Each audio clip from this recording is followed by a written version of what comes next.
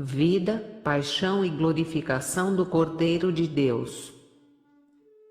As Meditações de Ana Catarina Emmerich, 1820 a 1823.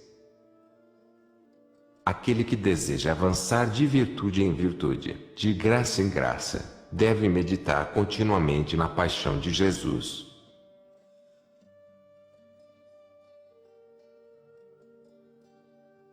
Não há prática mais proveitosa para a inteira santificação da alma do que a frequente meditação nos sofrimentos de Jesus Cristo. São Boaventura, Mir Editora, São Paulo, 2004.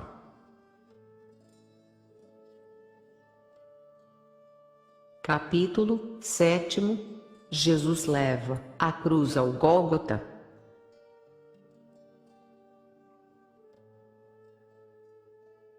Parágrafo 1º. Jesus toma a cruz aos ombros.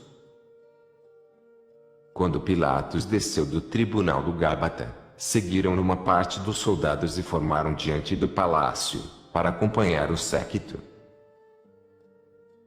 Um pequeno destacamento ficou com os condenados. 28 fariseus armados, entre os quais os 6 inimigos furiosos de Jesus que estavam presentes quando foi preso no Horto das Oliveiras, vieram a cavalo ao fórum, para acompanhar o séquito. Os carrascos conduziram Jesus ao meio do fórum. Alguns escravos entraram pela porta ocidental, trazendo o pantíbulo da cruz e jogaram-no ruidosamente aos pés do Salvador. Os 2 braços da cruz, mais finos, estavam amarrados com cordas ao tronco largo e pesado, as cunhas, o cepo para sustentar os pés e a peça ajustada ao tronco para a inscrição, junto com outras ferramentas, eram carregados por alguns meninos a serviço dos carrascos.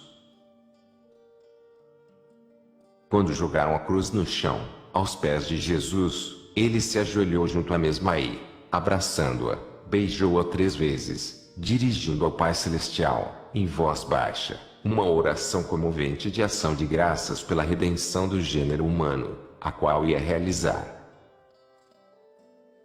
Como os sacerdotes, entre os pagãos, abraçam um altar novo. Assim abraçou Jesus a cruz, o eterno altar do sacrifício cruento de expiação. Os carrascos, porém, com um arranco nas cordas, fizeram Jesus ficar ereto, de joelhos, obrigando-o a carregar penosamente o pesado madeiro ao ombro direito e com o braço direito segurai-o, com pouco e cruel auxílio dos carrascos. Vi anjos ajudando-o invisivelmente, pois sozinho não teria conseguido suspender-o. Ajoelhava-se, curvado sobre o pesado fardo. Enquanto Jesus estava rezando, outros carrascos puseram sobre os pescoços dos ladrões os madeiros transversais das respectivas cruzes, amarrando-lhes os braços erguidos de ambos os lados. Essas travessas não eram inteiramente retas, mas um pouco curvas e na hora da crucifixão eram ajustadas na extremidade superior dos troncos, que eram transportados atrás deles por escravos, junto com outros utensílios. Ressoou um toque de trombeta da cavalaria de Pilatos e um dos fariseus a cavalo aproximou-se de Jesus, que estava de joelhos, sob o fardo e disse-lhe: acabou agora o tempo dos belos discursos, e aos carrascos, apressai-vos, para que fiquemos livres dele. Vamos avante. Fizeram-no levantar-se então aos arrancos e caiu-lhe assim sobre o ombro todo o peso da cruz, que nós devemos também carregar para segui-lo, segundo as suas santas palavras, que são a verdade eterna. Então começou a marcha triunfal do Rei dos Reis, tão ignominiosa na terra, tão gloriosa no céu. Tinham atado 2 cordas à extremidade posterior da cruz e 2 carrascos levantaram-na por meio delas, de modo que ficava suspensa e não se arrastava pelo chão. Um pouco afastados de Jesus seguiam 4 carrascos, segurando as 4 cordas que saiam do cinturão novo, com que o tinham cingido. O manto, arregaçado, fora-lhe atado em redor do peito. Jesus, carregando a ombro os madeiros da cruz, ligados num feixe, lembrava-me vivamente Isaque, levando a lenha para sua própria imolação ao Monte Mória. O trombeteiro de Pilatos deu então o sinal de partir, porque Pilatos também queria sair com um destacamento de soldados, para impedir qualquer movimento revoltoso na cidade. Estava a cavalo, vestido da armadura e rodeado de oficiais e de um destacamento de cavalaria. Seguia depois um batalhão de infantaria, de cerca de 300 soldados, todos oriundos da fronteira da Itália e Suíça. Em frente do cortejo em que ia Jesus, seguia um corneteiro, que tocava nas esquinas das ruas, proclamando a sentença e a execução. Alguns passos atrás, marchava um grupo de meninos e homens das camadas mais baixas do povo, transportando bebidas, cordas, pregos, cunhas e cestos, com diversas ferramentas. Escravos mais robustos carregavam as estacas, escadas e os troncos das cruzes dos ladrões. As escadas constavam apenas de um pau comprido, com buracos, nos quais fincavam cavilhas. Seguiam-se depois alguns fariseus a cavalo e atrás deles um rapazinho, segurando sobre os ombros, suspensa numa vara, a coroa de espinhos, que não puseram na cabeça de Jesus, porque parecia impedi-lo de carregar a cruz. Esse rapazinho não era muito ruim. Seguia então nosso Senhor e Salvador, curvado sobre o pesado fardo da cruz, cambaleando sobre os pés descalços e feridos, dilacerado e contundido pela flagelação e as outras brutalidades, exausto de forças, por estar sem comer, sem beber, nem dormir desde a ceia, na véspera, enfraquecido pela perda de sangue, pela febre e sede, atormentado por indizíveis angústias e sofrimentos da alma. Com a mão segurava o pesado lenho sobre o ombro direito, a esquerda procurava penosamente levantar a larga e longa veste, para desembaraçar os passos, já pouco seguros. Tinha as mãos inchadas e feridas pelas cordas, com que haviam estado antes fortemente amarradas.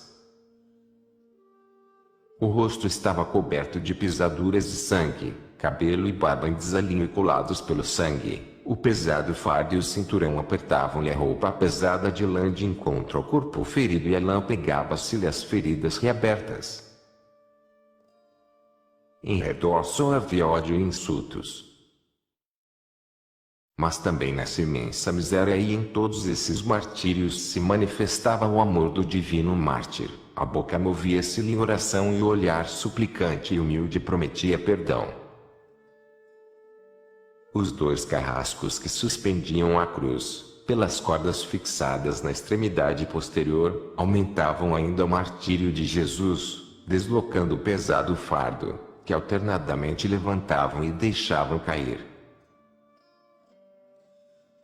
Em ambos os lados do cortejo marchavam vários soldados, armados de lanças. Depois de Jesus, vinham os 2 ladrões, cada um conduzido por 2 carrascos, que os seguravam as cordas, presas ao cinturão, transportavam sobre a nuca os madeiros transversais das respectivas cruzes, separados do tronco, tinham os braços amarrados às extremidades dos madeiros. Andavam meio embriagados por uma bebida que lhes tinham dado. Contudo o bom ladrão estava muito calmo, o mau, porém, impertinente, praguejava furioso. Os carrascos eram homens baixos, mas robustos, de pele morena, cabelo preto, crespo e eriçado, tinham a barba rala, a que ecolaram uns tufinhos de pelos. Não tinham fisionomia judaica, pertenciam a uma tribo de escravos do Egito, que trabalhavam na construção de canais, vestiam somente tanga e um escapulário de couro, sem mangas. Eram verdadeiros brutos. Atrás dos ladrões vinham a metade dos fariseus, fechando o cortejo. Esses cavaleiros cavalgavam durante todo o caminho, separados, ao longo do séquito, apressando a marcha ou conservando a ordem.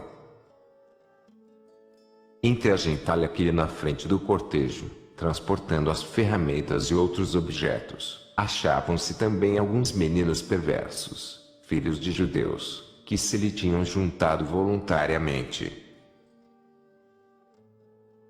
Depois de um considerável espaço seguiu o séquito de Pilatos, na frente um trombeteiro a cavalo, atrás dele cavalgava Pilatos, vestido da armadura de guerra, entre os oficiais e cercado de um grupo de cavaleiros. Em seguida marchavam os 300 soldados de infantaria. O séquito atravessou o fórum, mas entrou depois numa rua larga. O cortejo que conduzia Jesus passou por uma rua muito estreita, pelos fundos das casas, para deixar livre o caminho para o povo, que se dirigia ao templo, como também para não pôr obstáculos ao séquito de Pilatos. A maior parte da multidão já se pusera a caminho.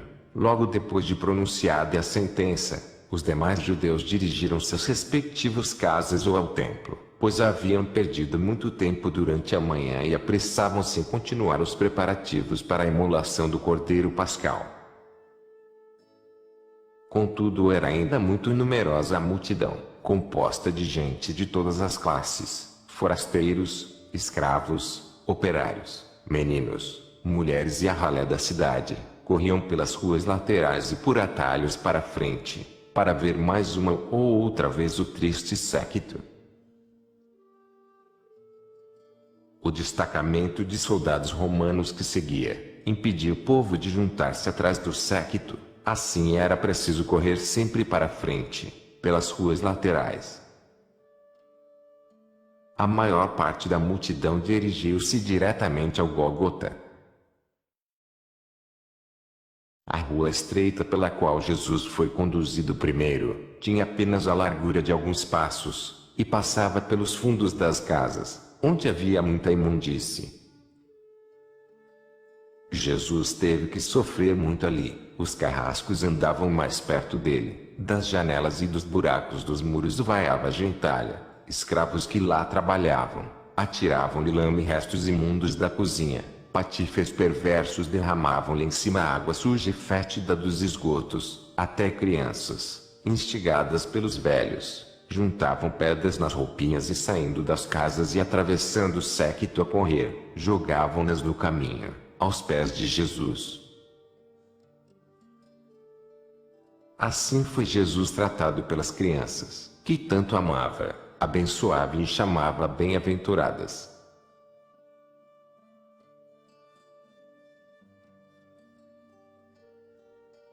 Parágrafo 2º. A primeira queda de Jesus sob a cruz. A rua estreita dirige-se no fim para a esquerda, torna-se mais larga e começa a subir. Passa ali um aqueduto subterrâneo, que vem do Monte Sião. Creio que passa ao longo do fórum, onde há também, sob a terra, canais ababodados e desemboca na piscina das ovelhas, perto da porta das ovelhas. Eu ouvi o murmúrio e o correr das águas nos canos. Naquele ponto, antes de subir a rua, há um lugar mais fundo, onde, por ocasião das chuvas, se junta água e lama e há lá uma pedra saliente, que facilita a passagem, como em muitas outras ruas de Jerusalém, as quais, em grande parte, são bastante toscas. Quando Jesus, carregado do pesado fardo, chegou a esse lugar, não tinha mais força para ir adiante. Os carrascos arrastavam e empurravam-no sem piedade. Então Jesus, nosso Deus, tropeçando sobre a pedra, caiu por terra e a cruz tombou-lhe ao lado. Os carrascos praguejaram, puxaram-no pelas cordas, deram-lhe pontapés, o séquito parou, formou-se um grupo tumultuoso em redor do divino mestre. Debalde estendia a mão, para que alguém o ajudasse a levantar-se. Aí! Exclamou, dentro em pouco estará tudo acabado. E os lábios moviam-se em oração. Os fariseus gritaram, vamos! Fazei-o levantar-se, senão nos morre nas mãos. Aqui e acolá, dos lados da rua, se viam mulheres a chorar, com crianças, que também choramingavam assustadas. Com auxílio sobrenatural, conseguiu Jesus afinal levantar a cabeça e esses homens abomináveis e diabólicos, em vez de o ajudarem e aliviarem, ainda lhe impuseram novamente a coroa de espinhos. Levantaram-no depois brutalmente e puseram-lhe a cruz de novo ao ombro. Com isso era obrigado a pender para um outro lado a cabeça, torturada pelos espinhos, para assim poder carregar o pesado patíbulo. Com um novo e maior martírio subiu então pela rua, que dali em diante se tornava mais larga.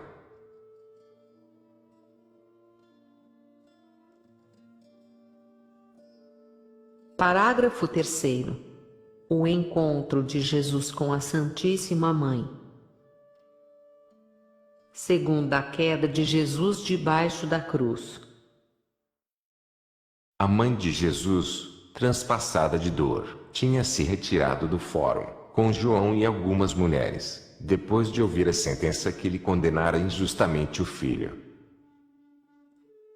Tinham visitado muitos dos lugares sagrados pela paixão de Jesus, mas quando o correr do povo e o toque dos clarins e o séquito de Pilatos, com os soldados, anunciaram a partida para o Calvário, Maria não pôde conter-se mais, o amor impelia a ver o divino Filho, no seu sofrimento e pediu a João que a conduzisse a um lugar onde Jesus tivesse de passar. Eles tinham vindo dos lados de Sião, passaram ao lado do tribunal de onde Jesus, havia pouco, fora levado por portas e alamedas que noutros tempos estavam fechadas, mas nessa ocasião abertas, para dar passagem à multidão. Passaram depois pela parte ocidental de um palácio, que do outro lado dá, por um portão, para a rua larga, na qual o séquito entrou depois da primeira queda de Jesus. Não sei mais com certeza se esse palácio era uma ala da casa de Pilatos, com a qual parece estar ligada por pátios e alamedas ou se é, como me lembro agora, a própria habitação do sumo sacerdote Caifás, pois a casa em Sião era apenas o tribunal. João conseguiu de um criado ou porteiro compassivo a licença de passar, com Maria e as companheiras, para o outro lado e o mesmo empregado abriu-lhes o portão para a rua larga. Estava com eles um sobrinho de José de Arimateia, Susana, Joana e Salomé de Jerusalém seguir a Santíssima Virgem. Quando vi a dolorosa Mãe de Deus, pálida, olhos vermelhos de chorar, tremendo e gemendo, em volta da cabeça aos pés num manto azul cinzento, passando com as companheiras por aquela casa, senti-me presa de dor e susto. Já se ouviam por sobre as casas o tumulto e os gritos do séquito, que se aproximava, o toque da trombeta e a voz do arauto, anunciando nas esquinas das ruas a execução de um condenado à cruz.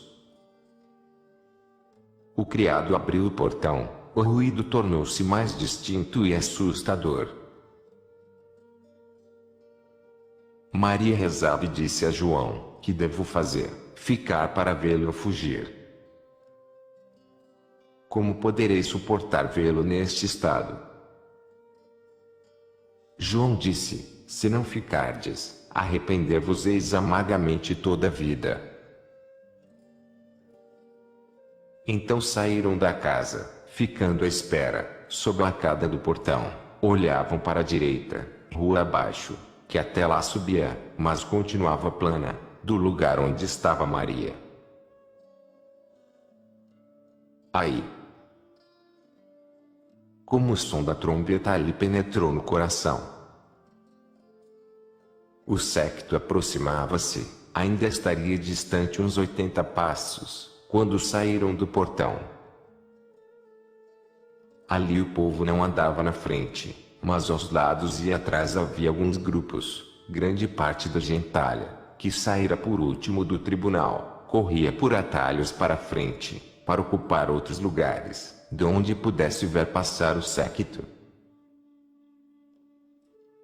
Quando os servos dos carrascos, que transportavam os instrumentos do suplício, se aproximaram, impertinentes e triunfantes, começou a mãe de Jesus a tremer e chorar e torcer as mãos de aflição.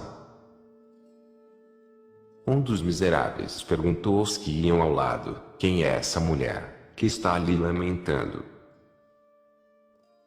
Um deles respondeu: é a mãe do Galileu.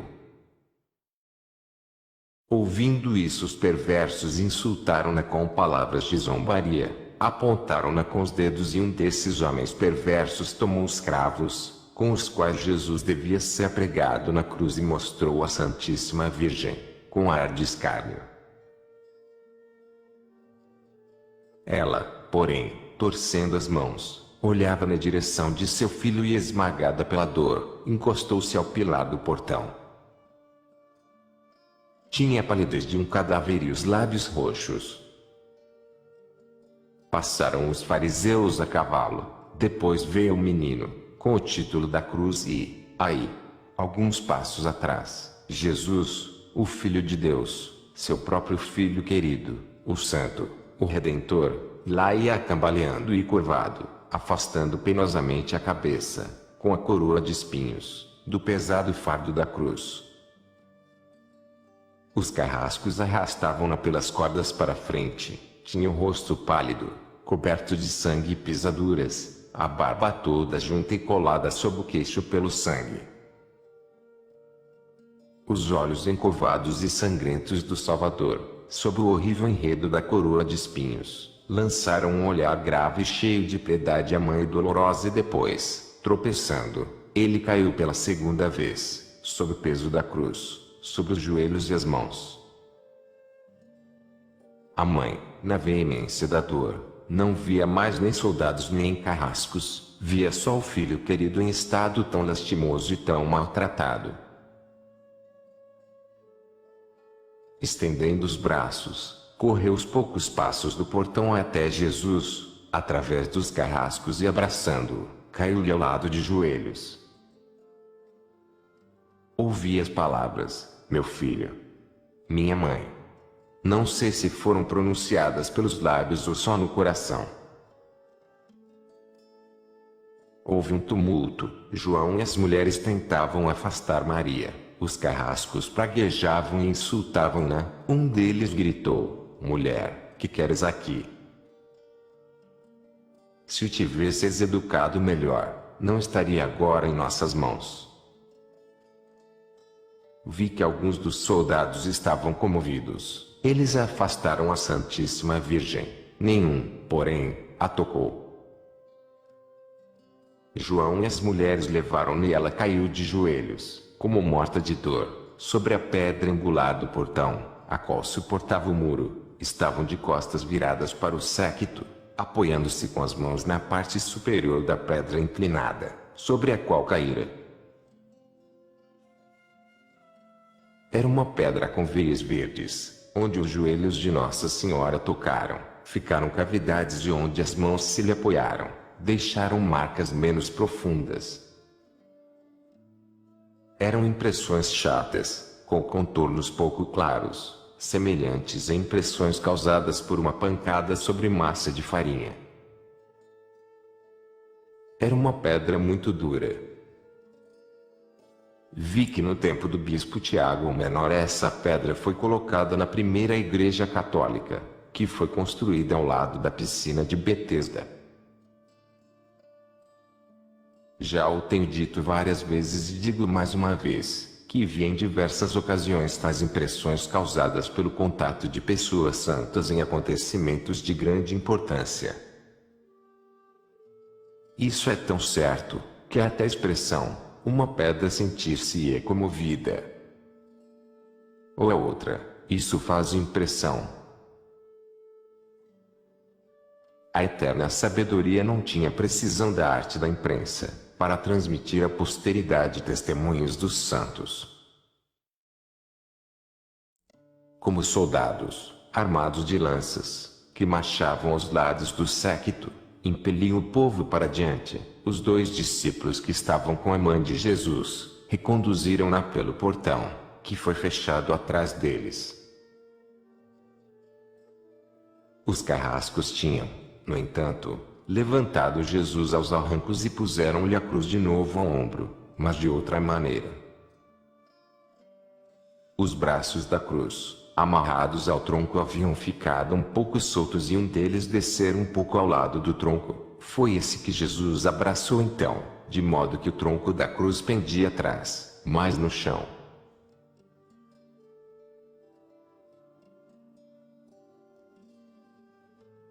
Parágrafo 4º. Terceira queda de Jesus sob a cruz.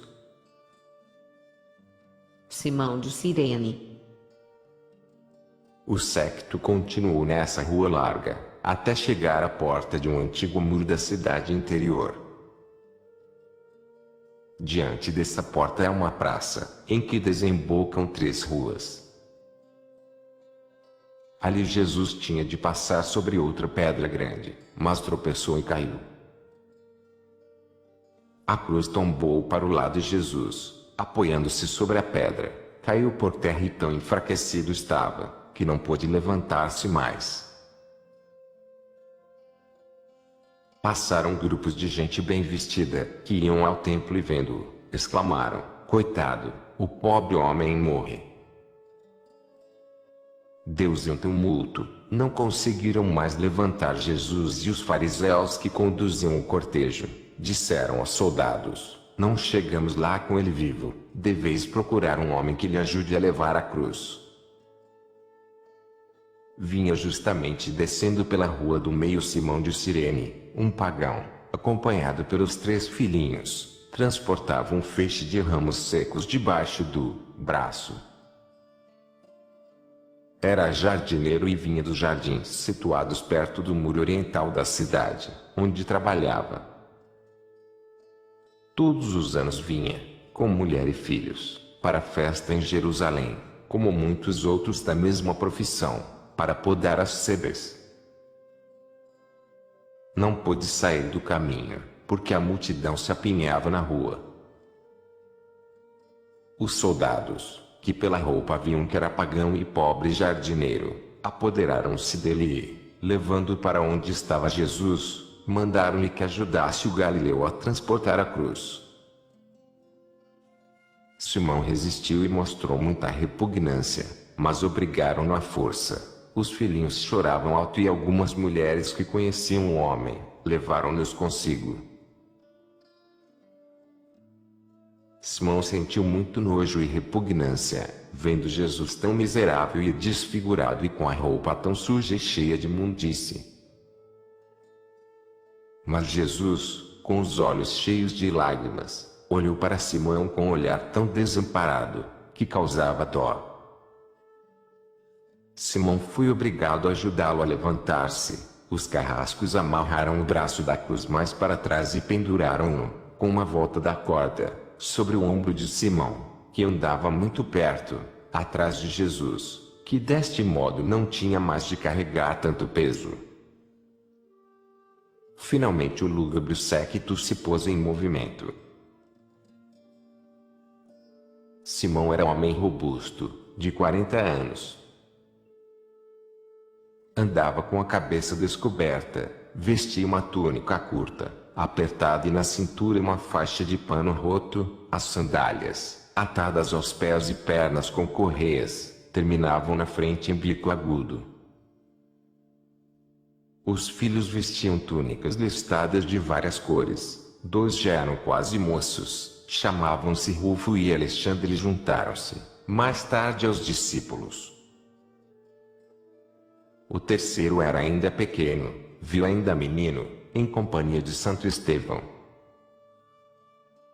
Simão ainda não tinha seguido muito tempo Jesus, carregando o patíbulo e já se sentia profundamente comovido.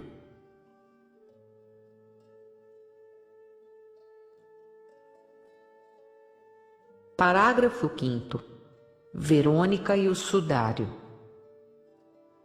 A rua em que se movia nessa hora o séquito era longa, com uma leve curva para a esquerda e nela desembocavam várias ruas laterais. De todos os lados vinha gente bem vestida, que se dirigia ao templo. Ao ver o séquito, uns se afastavam, com o receio farisaico de se contaminarem, outros manifestavam certa compaixão. Havia cerca de 200 passos que Simão ajudava Jesus a carregar a cruz, quando uma mulher de figura alta e imponente, segurando uma menina pela mão, saiu de uma casa bonita, ao lado esquerdo da rua e que tinha um átrio cercado de muros e de um belo gradil brilhante, onde se penetrava por um terraço, com escadaria. Ela correu, com a menina, ao encontro do cortejo. Era Seráfia, mulher de Siraque, membro do conselho do templo, a qual, pela boa ação praticada nesse dia, recebeu o nome de Verônica. De vera e com, verdadeira imagem. Seráfia tinha preparado em casa um delicioso vinho aromático, com o piedoso desejo de oferecê-lo como refresco a Jesus, no caminho doloroso para o suplício. Já tinha ido uma vez ao encontro do séquito, em expectativa dolorosa, via velada, segurando pela mão uma mocinha que adotara, passar ao lado do séquito, quando Jesus se encontrou com a Santíssima Virgem. Mas, com o tumulto, não achou ocasião de aproximar-se e voltou às pressas para casa, para lá esperar o Senhor. Saiu, pois, velada de casa para a rua, um pano pendia-lhe do ombro. A menina, que podia ter 9 anos, estava-lhe ao lado, ocultando sob o manto o cântaro com o vinho, quando o séquito se aproximou. Os que o precediam, tentaram em vão reter-a, ela estava fora de si de amor e compaixão. Com a menina, que se lhe segurava, pegando-lhe o vestido, atravessou a gentalha, que ia dos lados e por entre os soldados e carrascos, avançou para a frente de Jesus e, caindo de joelhos, levantou para ele o pano, estendido de um lado, suplicando: "Permite-me enxugar o rosto de meu Senhor." Jesus tomou o pano com a mão esquerda e apertou-o, com a palma da mão de encontro ao rosto ensanguentado, movendo depois a mão esquerda, com o pano, para junto da mão direita, que segurava a cruz, apertou entre as duas mãos e restituiu-lhe, agradecendo-o. Ela o beijou, escondendo-o sobre o coração, debaixo do manto, e levantou-se. Então a menina ofereceu timidamente o cântaro com o vinho, mas os soldados e carrascos, praguejando, impediram-na de confortar Jesus. A audácia e rapidez dessa ação provocou um ajuntamento curioso do povo e causou assim uma pausa de 2 minutos apenas na marcha, o que permitiu a Seráfia oferecer o sudário a Jesus. Os fariseus a cavalo e os carrascos irritaram-se com essa demora e mais ainda com a veneração pública manifestada ao Senhor e começaram a maltratá-lo e empurrá-lo. Verônica, porém, fugiu com a menina para dentro de casa. Apenas entrara no aposento, estendeu o sudário sobre a mesa e caiu por terra desmaiada. A menina, com o cântaro de vinho, ajoelhou-se ao lado, chorando. Assim as encontrou um amigo da casa, que entrara para visitar e a viu como morta, sem sentidos, ao lado do sudário estendido, no qual o rosto ensanguentado do Senhor estava impresso de um modo maravilhosamente distinto, mas também horrível. Muito assustado, feia voltara-se e mostrou-lhe o rosto do Senhor. Cheia de dor, mas também de consolação, Seráfia ajoelhou-se diante do sudário, exclamando: "Agora vou abandonar tudo, o Senhor deu-me uma lembrança.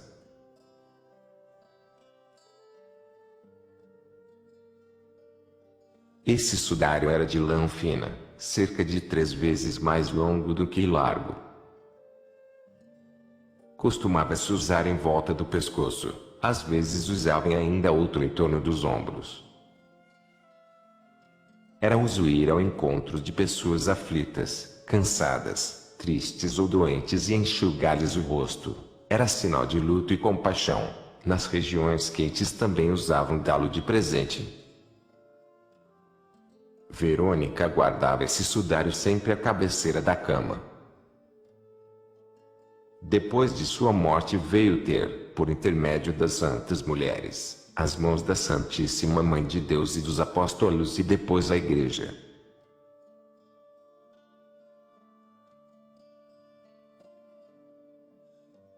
Parágrafo 6º.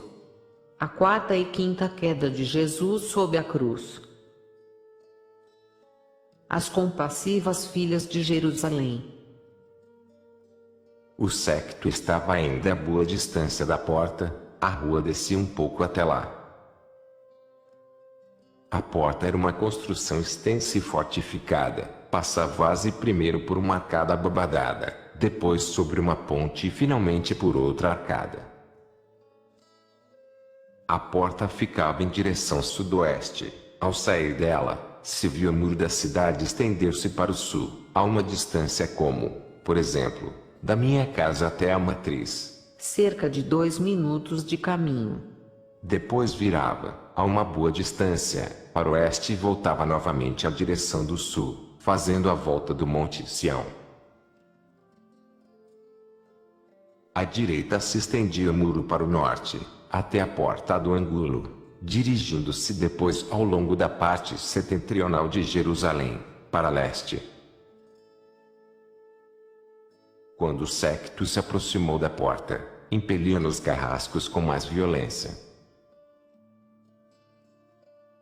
Justamente diante da porta, havia no caminho desigual e arruinado uma grande poça. Os carrascos arrastavam Jesus para frente, apertavam-se uns aos outros. Simão Cireneu procurou passar ao lado da poça, pelo caminho mais cômodo. Com isso deslocou-se a cruz e Jesus caiu pela 4ª vez sob a cruz e tão duramente, no meio do lodaçal, que Simão quase não pôde segurar a cruz. Jesus exclamou em voz fina, fraca e contudo alto: ai de ti!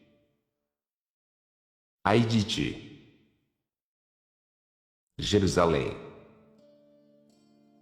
quanto te tenho amado! Como uma galinha, que esconde os pintinhos sob as asas, assim queria reunir os teus filhos e tu me arrastas tão cruelmente para fora das tuas portas. O Senhor disse essas palavras com profunda tristeza, mas os fariseus, virando-se para ele, insultaram-no, dizendo: este perturbador do sossego público ainda não acabou, ainda tem a língua solta. E outras zombarias semelhantes. Espancaram e empurraram Jesus, arrastando-o para fora do lodaçal, para o levantar. Simão Cireneu ficou tão indignado com as crueldades dos carrascos, que gritou: se não acabardes com essa infâmia, jogarei a cruz no chão e não a carregarei mais, mesmo que me mateis também. Logo depois de passar a porta, separa-se da estrada, do lado direito, um caminho estreito e áspero que, dirigindo-se para o norte, conduz em poucos minutos ao Monte Calvário. A estrada grande ramifica-se, a pouca distância dali, em 3 direções: à esquerda, para sudoeste, pelo Vale de em direção a Belém; para o oeste, em direção a Emaús e Jope; para noroeste, rodeando o Monte Calvário, em direção à porta angular, que conduz a Betur. Olhando da porta pela qual Jesus saiu, à esquerda, para sudoeste, pode-se ver a porta de Belém. Essas 2 portas são, entre as portas de Jerusalém, as menos distantes. No meio da estrada, fora da porta, de onde parte o caminho para o Monte Calvário, havia uma estaca, com uma tabuleta pregada, na qual estavam escritas as sentenças de morte proferidas contra Jesus e os ladrões, escritas em letras brancas salientes, que pareciam coladas sobre a tabuleta. Não longe na esquina do caminho do Gólgota, estava um numeroso grupo de mulheres, a chorar e lamentar. Em parte eram moças e mulheres pobres, com crianças, vindas de Jerusalém, que se tinham adiantado ao séquito, em parte mulheres vindas de Belém, Hebrom e outros lugares circunvizinhos, que tinham chegado para a festa e se juntaram àquelas mulheres. Jesus não caiu ali inteiramente por terra, ia caindo como quem desmaia, de modo que Simão pôs a extremidade da cruz no chão e, aproximando-se de Jesus, segurou-o. O Senhor encostou-se em Simão. Essa foi a quinta queda do Salvador sob a cruz. As mulheres e moças, ao verem Jesus tão desfigurado e ensanguentado, começaram a chorar e lamentar alto, oferecendo-lhes sudários, segundo o costume entre os judeus, para que enxugasse o rosto. Jesus virou-se e disse: Filhas de Jerusalém. Isso significa também, filhas de Jerusalém e cidades vizinhas. Não choreis por mim, mas chorai por vós e vossos filhos, porque sabei que virá tempo em que se dirá: ditosas as que são estéreis e ditosos os ventres que não geraram e ditosos os peitos que não deram de mamar. Então começarão os homens a dizer aos montes: caí sobre nós, e aos outeiros: cobri-nos.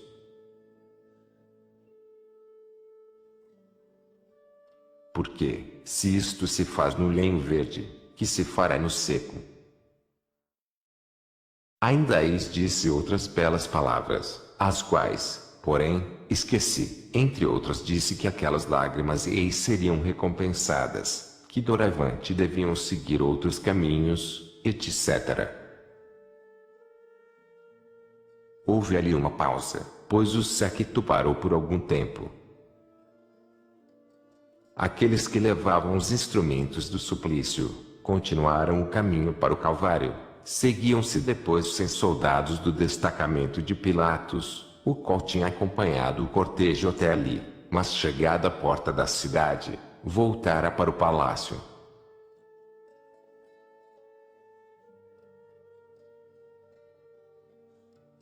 Parágrafo 7º.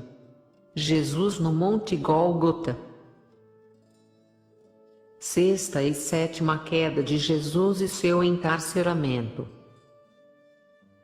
O séquito pôs-se novamente em caminho.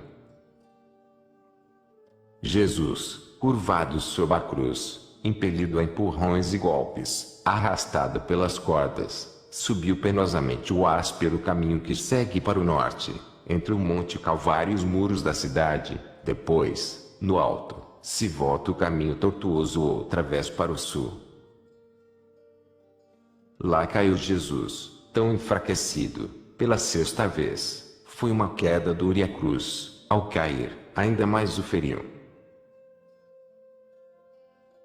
Os carrascos, porém, espancaram e impeliram-na com mais brutalidade do que antes, até que Jesus chegou ao cume, no penedo do Gólgota, e ali caiu novamente com a cruz por terra, pela sétima vez. Simão Cireneu, também maltratado e cansado, estava cheio de indignação e compaixão, quis ajudar Jesus a levantar-se, mas os carrascos, aos empurrões e insultos, fizeram-no voltar pelo caminho, morro abaixo. Pouco depois se associou aos discípulos do Mestre Divino. Também os outros que trouxeram os instrumentos ou seguiram o cortejo de que os carrascos não precisavam mais, foram enxotados do cume.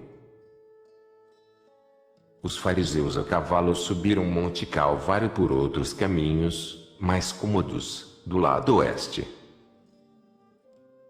Do cume se avistam justamente os muros da cidade. A face superior, o lugar do suplício, tem a forma circular e caberia bem no largo diante da nossa matriz. é do tamanho de um bom picadeiro e cercado de um aterro baixo, cortado por 5 caminhos. Essa disposição de 5 caminhos encontra-se em quase todos os lugares do país, em lugares de banhos públicos onde batismo, como na piscina Betesda. Muitas cidades também têm 5 portas. Essa disposição acha-se em todas as construções dos tempos antigos e também em mais modernos, e assim foram feitas em atenção às antigas tradições. Como em todas as coisas da Terra Santa, há também nisso um profundo sentido profético, cumprido nesse dia, em que se abriram os 5 caminhos de toda a salvação, as 5 sagradas chagas de Jesus. Os fariseus a cavalo pararam fora do círculo, no lado oriental do monte, onde o declive é mais suave, o lado que dá para a cidade e por onde eram conduzidos os condenados, é escarpado e íngreme. Estavam ali também 100 soldados romanos, nativos das fronteiras entre a Itália e a Suíça, que estavam distribuídos em parte em vários lugares da execução. Alguns ficaram com os 2 ladrões, que, por falta de lugar no cume, não tinham levado para cima, mas fizeram deitar de costas, com os braços amarrados aos madeiros transversais das cruzes, na encosta do monte, um pouco abaixo do cume, onde o caminho vira para o sul.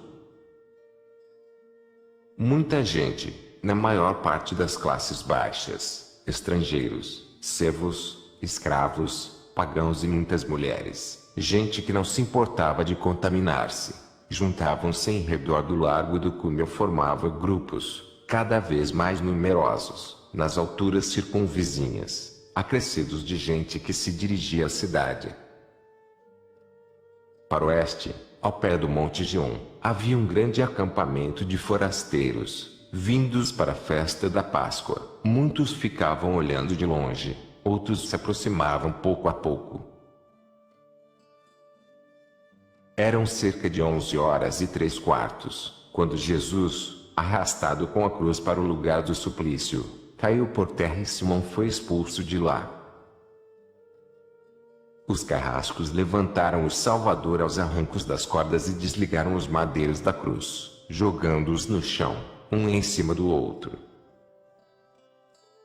Aí, que aspecto terrível apresentava Jesus, em pé no lugar do suplício, abatido, triste, coberto de feridas, ensanguentado, pálido. Os carrascos deitaram-na brutalmente por terra, dizendo em tom de mofa: "Ah, Rei dos Judeus, devemos tomar medida de teu trono." Mas Jesus deitou-se de livre vontade sobre a cruz, e se a fraqueza lhe tivesse permitido, os carrascos não teriam tido necessidade de jogá-lo por terra. Estenderam-na sobre a cruz e marcaram nesta os lugares das mãos e dos pés, enquanto os fariseus em redor riam e insultavam o divino Salvador. Levantando-o novamente, conduziram-no amarrado uns 70 passos ao norte, descendo a encosta do Monte Calvário, a uma fossa cavada na rocha, que parecia uma cisterna ou adega. Levantando-o ao sapão, empurraram-no para dentro tão brutalmente, que se não fosse por auxílio divino, teria chegado ao fundo duro da rocha com os joelhos esmagados. Ouvi-lhes gemidos altos e agudos. Fecharam ao sapão e deixaram uma guarda.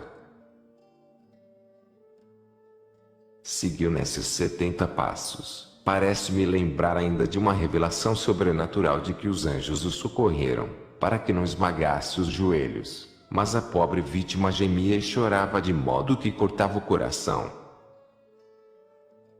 A rocha amoleceu, ao contato dos joelhos sagrados do Redentor. Os carrascos começaram então os preparativos. Havia no centro do Largo do Suplício uma elevação circular, de talvez 2 pés de altura, para a qual se tinham de subir alguns degraus. Era o ponto mais alto do Penedo do Calvário. Nesse cume estavam cavando a cinza os buracos nos quais as 3 cruzes deviam ser plantadas. Já tinham tomado medida para isso na extremidade inferior das cruzes. Colocaram os troncos das cruzes dos ladrões à direita e à esquerda, sobre essa elevação. Esses lenhos eram toscamente aparados e mais baixos do que a cruz de Jesus. Em cima haviam sido cortados obliquamente. Os madeiros transversais, aos quais os ladrões ainda estavam amarrados, foram depois ajustados um pouco abaixo da extremidade superior dos troncos. Os carrascos colocaram então a cruz de Nosso Senhor no lugar onde o queriam pregar, de modo que a pudessem comodamente levantar e fazer entrar na escavação. Encaixaram os 2 braços da cruz no tronco, pregaram a peça de madeira para os pés, abriram com uma verruma os furos para os cravos e para o prego do título, fincaram a martelo as cunhas sobre os braços da cruz e fizeram cair lá algumas cavidades no tronco da cruz, para dar espaço para a coroa de espinhos e as costas, de modo que o corpo ficasse mais suportado pelos pés do que pendurado pelas mãos, que podiam rasgar-se com o peso do corpo e para que Jesus sofresse maior martírio. Ainda fincaram em cima por um madeiro transversal, para servir de apoio às cordas, com as quais queriam puxar e elevar a cruz, e fizeram ainda outros preparativos semelhantes.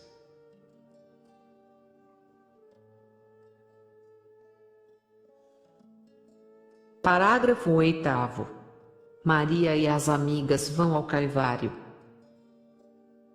Depois do doloroso encontro da Santíssima Virgem com o Divino Filho, carregando a cruz, quando Maria caiu sem sentido sobre a pedra angular, Jonas Chusa, Susana e Salomé de Jerusalém, com auxílio de João e do sobrinho de José de Arimateia, conduziram-na para dentro da casa, impelidos pelos soldados, e o portão foi fechado, separando-a do filho bem-amado, carregado do peso da cruz e cruelmente maltratado. O amor e o ardente desejo de estar com o filho, de sofrer tudo com ele e de não o abandonar até o fim, davam-lhe uma força sobrenatural. As companheiras foram com ela à casa de Lázaro, na proximidade da porta angular, onde estavam reunidas as outras santas mulheres, com Madalena e Marta, chorando e lamentando-se. Com elas estavam também algumas crianças. De lá saíram em número de 17, seguindo o caminho doloroso de Jesus. Vi-as todas, sérias e decididas, não se importavam com os insultos da gentalha, mas impunham respeito pela sua tristeza. Passaram pelo fórum, a cabeça coberta pelos véus, no ponto onde Jesus tomara ao ombro a cruz, beijaram a terra, depois seguiram todo o caminho da paixão de Jesus, venerando todos os lugares onde ele mais sofrera. Maria e as que eram mais inspiradas, procuravam seguir as pegadas de Jesus, e a Santíssima Virgem, sentindo e vendo-lhes tudo na alma, guiava-as, onde deviam parar e quando deviam prosseguir nessa via sacra. Todos esses lugares se lhe imprimiram vivamente na alma. Ela contava até os passos e mostrava às companheiras os santos lugares. Desse modo, a primeira e mais tocante devoção da Igreja foi escrita no coração amoroso de Maria, Mãe de Deus, escrita pela espada profetizada por Simeão. Os santos lábios da Virgem transmitiram-na aos companheiros do sofrimento e por esses a nós. Esta é a santa tradição vinda de Deus ao coração da Mãe Santíssima e do coração da Mãe aos corações dos filhos. Assim continua sempre a tradição na Igreja. Quando se vêem as coisas como as vejo, parece este modo de transmissão mais vivo e mais santo. Os judeus de todos os tempos sempre veneraram os lugares consagrados por uma ação santa ou por um acontecimento de saudosa memória. Eles não esquecem um lugar onde se deu uma coisa sobrenatural, marcam-no com monumento de pedras e vão em peregrinação, para rezar. Assim também nasceu a devoção da via sacra, não por uma intenção premeditada, mas da natureza dos homens e das intenções de Deus para com seu povo, do fiel amor de uma mãe, e, por assim dizer, sob os pés de Jesus, que foi o primeiro que a trilhou. Chegou então esse piedoso grupo à casa de Verônica, onde entraram, porque Pilatos com os cavaleiros e os 200 soldados, voltando da porta da cidade, lhes vinham ao encontro. Ali Maria e os companheiros viram o sudário, com a imagem do rosto de Jesus, e entre lágrimas e suspiros, exaltaram a misericórdia de Jesus para com sua fiel amiga. Levaram um cântaro com o vinho aromático, com que Verônica não conseguira confortar Jesus, e dirigiram-se todos, com Verônica, à porta do Gólgota. No caminho se juntaram ainda muitas pessoas bem-intencionadas e outras comovidas pelos acontecimentos, entre as quais também certo número de homens, formando um cortejo que, pela ordem e seriedade com que passou pelas ruas, me fez uma singular impressão. Esse cortejo era quase maior do que aquele que conduziu a Jesus, não contando o povo que o acompanhou. As angústias e dores aflitivas do Maria nesse caminho, ao ver o lugar do suplício, com as cruzes no alto, não se podem exprimir em palavras. A alma amantíssima da Virgem sentiu os sofrimentos de Jesus e era ainda torturada pelo sentimento de não poder segui-lo na morte. Madalena, toda transtornada e como embriagada de dor, andava cambaleando, como que arremessada de angústia em angústia, passava do silêncio às lamentações, do estupor ao desespero, das lamentações às ameaças. Os companheiros eram obrigados a suster-a, a proteger-a, a exortar e a esconder-a da vista dos curiosos. Subiram o Monte Calvário pelo lado mais suave, a oeste, aproximaram-se em 3 grupos do aterro circular do cume, a certa distância, um atrás do outro. A mãe de Jesus, a sobrinha desta, Maria de Cleofas, Salomé e João avançaram até o lugar do suplício. Marta, Maria Eli, Verônica, Joana Chuza, Susana e Maria, mãe de Marcos, ficaram um pouco afastadas, rodeando Maria Madalena, que não podia conter a dor. Os santos evangelistas Mateus, 27,56 e Marcos, 15,40, mencionam, além da mãe de Jesus, as seguintes mulheres piedosas: Maria Madalena, Maria, filha de Cleofas e Salomé. São João fala das 2 primeiras e de Eli. Pelo menos podem as suas palavras ser tomadas nesse sentido. Estavam ao pé da cruz de Jesus sua mãe, ainda de sua mãe. Maria, filha de Cleofas, e Maria Madalena. Nem é preciso dizer que a palavra irmã pode também significar parenta. Um pouco mais atrás estavam ainda 7 pessoas, e entre os 3 grupos havia gente boa, que mantinha uma certa comunicação entre eles. Os fariseus a cavalo estavam em diversos lugares em redor do local do suplício, enquanto os soldados romanos ocupavam as 5 entradas.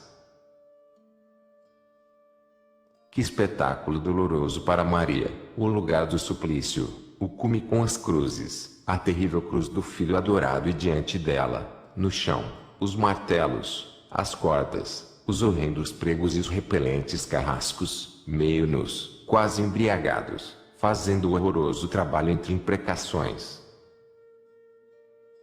Os troncos das cruzes dos ladrões já estavam arvorados, munidos de paus encaixados para subir.